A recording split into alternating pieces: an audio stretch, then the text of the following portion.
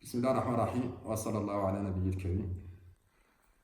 Donc, notre cours d'aujourd'hui va porter sur la notion du champ magnétique. C'est quoi le champ magnétique? La notion des pôles d'éléments. Pourquoi on parle des pôles d'éléments, pôle sud, pôle nord? Pourquoi tous ces pôles-là? Et le vecteur champ magnétique, comment on représente le vecteur champ magnétique à un point de l'espace? Commençons par la première partie, la notion du champ magnétique. On dit qu'à un point, il y a un champ magnétique si on place une aiguille aimantée qui a la liberté de rotation, il prend une position bien déterminée. Si elle prend une position bien déterminée, en ce point, on dit qu'à ce point, il y a un champ magnétique. Et si elle se place indifféremment, on dit qu'au point considéré, il n'y a pas de champ magnétique. Donc, examinons le cas de l'espace qui est devant nous ici. On va étudier le cas de cet espace. Est-ce qu'il y a un champ ou non dans cette zone? Pour cela, on doit disposer d'une aiguille aimantée. Ça, c'est une aiguille que j'ai achetée de la boutique.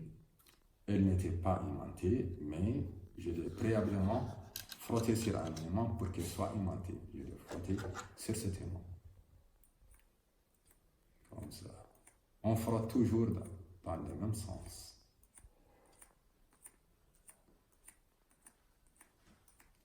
Maintenant, notre aiguille est devenue une aiguille aimantée.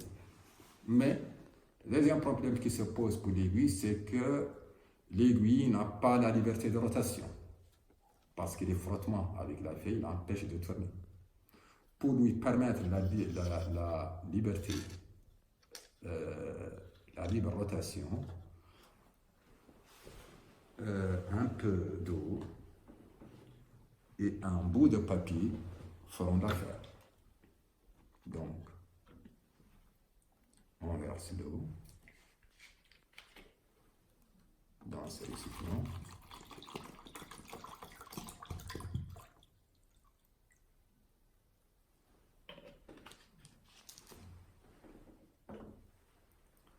Et on place sur le papier ici.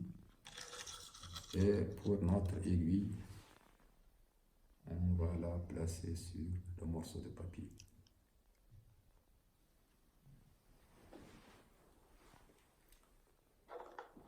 Notre aiguille a pris cette position-là. On va désorienter l'aiguille pour voir son comportement. On a désorienté l'aiguille. Elle revient à la même position. Vous voyez. Le côté pointu orienté vers le sud et l'autre côté vers le nord. Désorientons de nouveau l'aiguille. Elle revient à la même position. Le côté pointu vers le sud et l'autre côté vers le nord. On va la désorienter.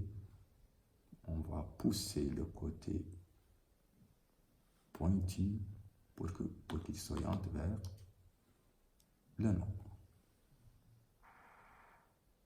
Elle tourne, elle revient à la même position.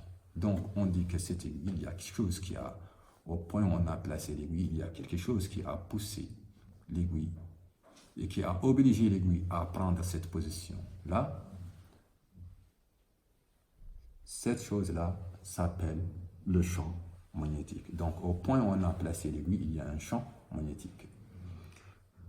Quand on refait la même expérience à n'importe quel point du globe terrestre, l'aiguille prendra toujours la même position, ce côté-là vers le sud, appelé pôle sud, S,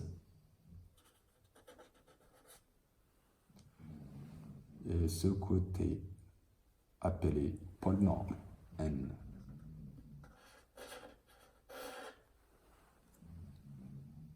Donc, l'aiguille, comme que c'est un aimant, elle a deux pôles, pôle sud, S, et pôle nord, N.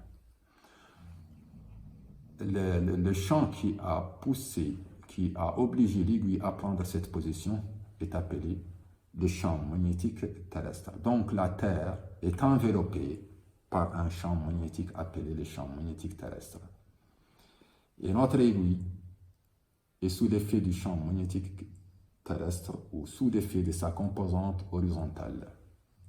Donc au point où on a placé l'aiguille, l'état magnétique du point où on a placé l'aiguille est caractérisé par un vecteur noté B. Les caractéristiques de ce vecteur, sa direction est portée par l'aiguille, donc ça c'est la direction du vecteur champ magnétique au point où on a placé l'aiguille. Le sens de ce vecteur est par convention du pôle sud de l'aiguille S vers le pôle nord. Retenez bien, c'est du pôle sud vers le pôle nord. Donc notre vecteur champ magnétique en ce point est représenté par ce vecteur.